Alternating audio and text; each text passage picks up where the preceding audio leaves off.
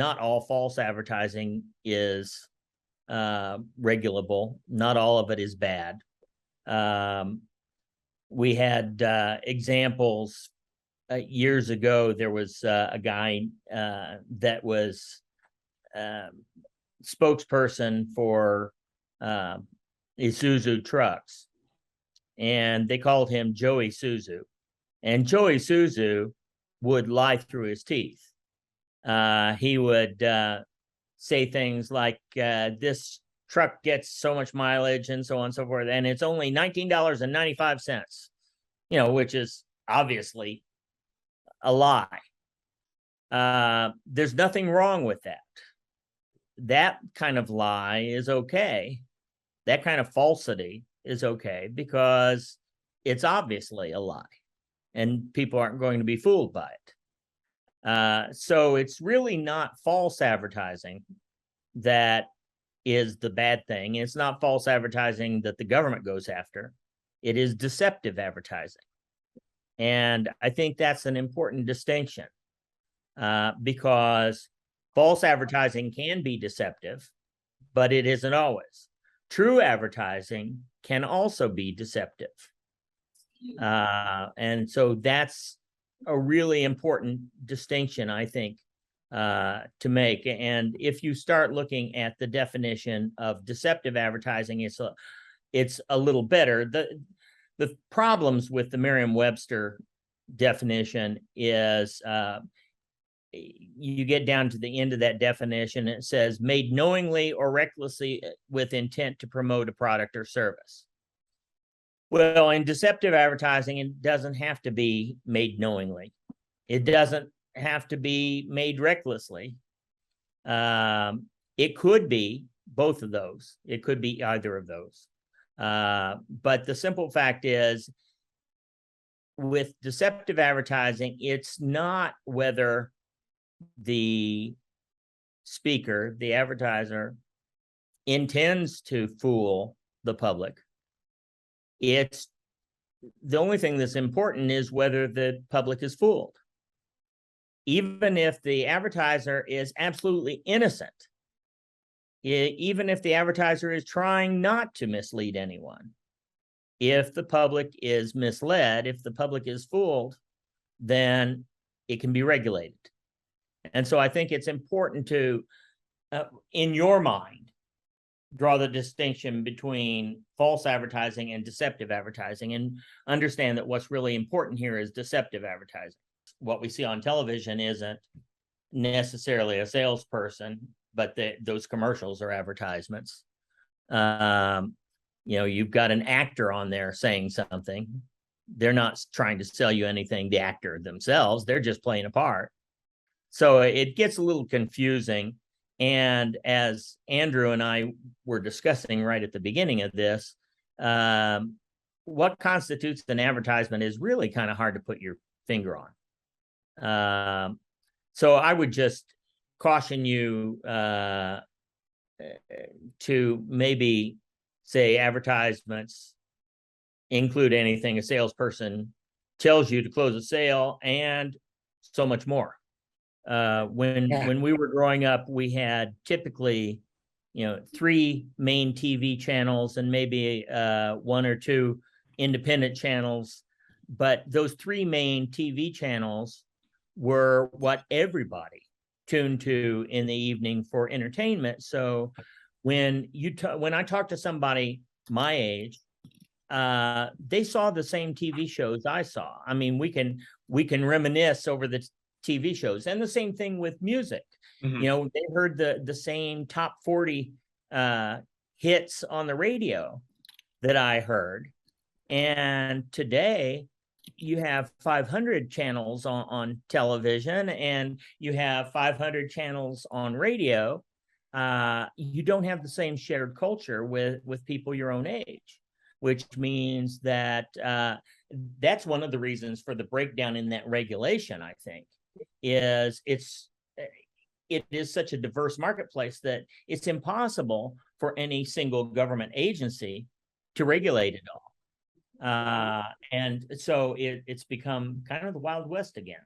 I served on the NARB, when Wally was in charge of it. And the NARB puts together these panels, and it's got three parts that go into a panel. It's got the agency people, it's got the advertisers, and it's got the consumer representatives. And I was one of the consumer representatives. And in fact, the consumer representatives all tend to be people who know a lot about advertising and have connections in the ad industry. So I know what you're saying, because there's really not representation by the people on the street there. And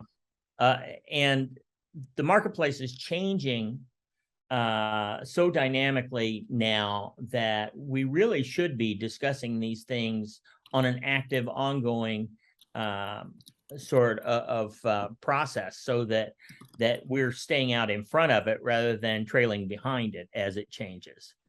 You give an example right at the start. A simple example of this is the use of mashed potatoes as a stand-in for ice cream during video advertisements.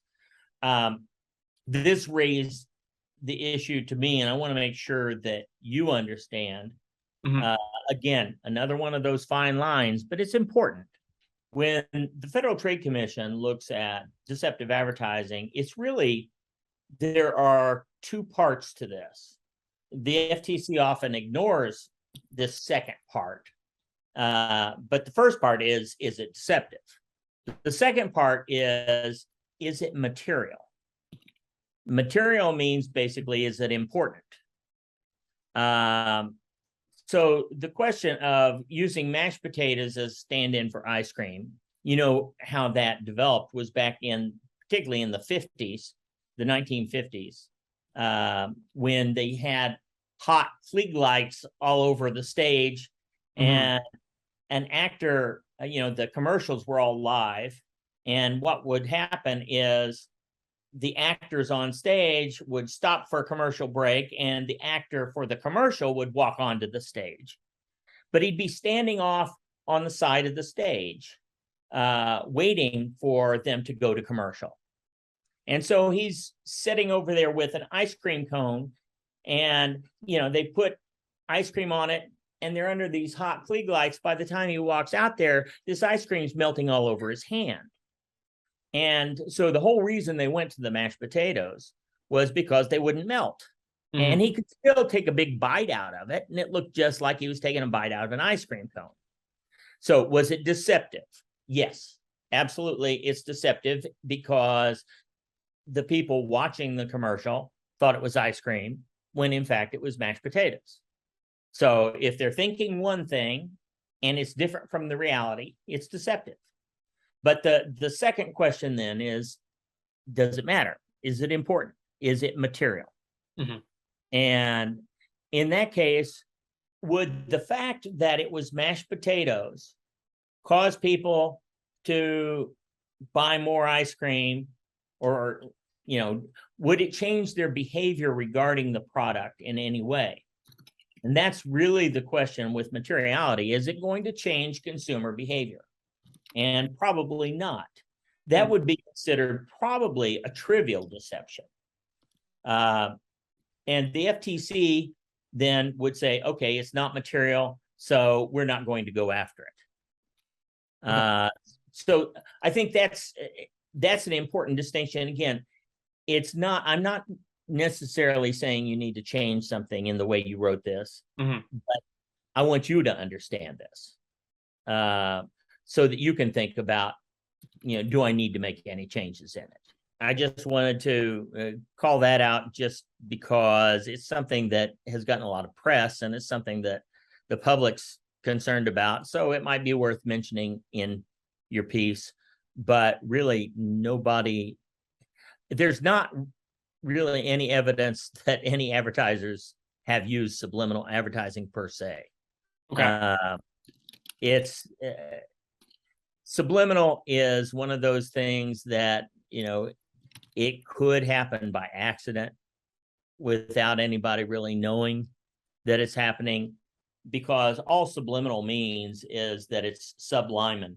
It's below the level of conscious awareness. And so basically, one way to look at it is, are fewer than 50% of the people in your audience noticing it?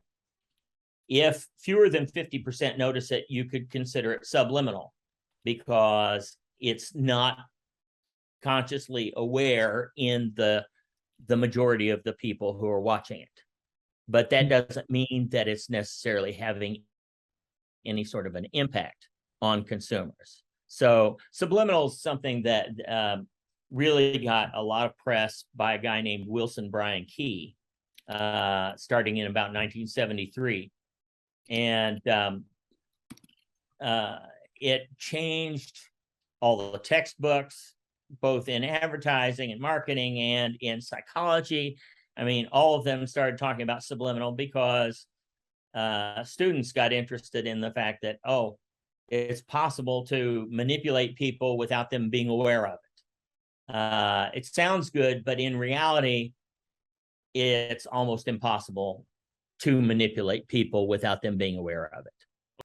I think there's a difference between manipulating them without them being aware of it and manipulating them with stimuli that they're not aware of, which is really what I should be saying. Because I think most manipulation does take place without people being aware of it. But it's not using hidden stimuli. I've been forever against the opt-out approach because that was designed strictly to favor the sellers, to favor the advertisers. Opt-in favors the consumers. And, you know, the industry has fought that tooth and nail, but the reality is the only way it's really fair when you consider that consumers own their own private facts. I mean, Google is selling private information. It's getting rich off of private information. The whole reason Google is valued at nearly $1 trillion is because of the private information that it's selling. And who gave it that right? Well, we all did, because the law says Google can steal it, and as long as you don't object, they can resell it.